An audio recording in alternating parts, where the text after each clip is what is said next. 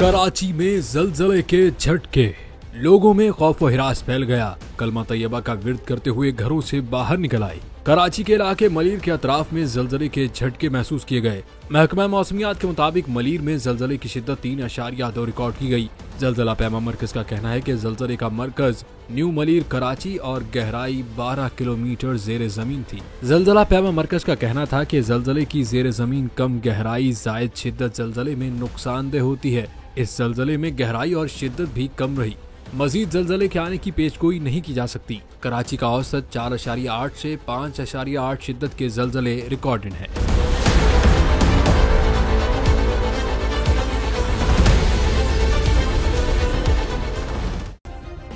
Subscribe करें और bell दबाएं ताकि कोई खबर रह न जाए।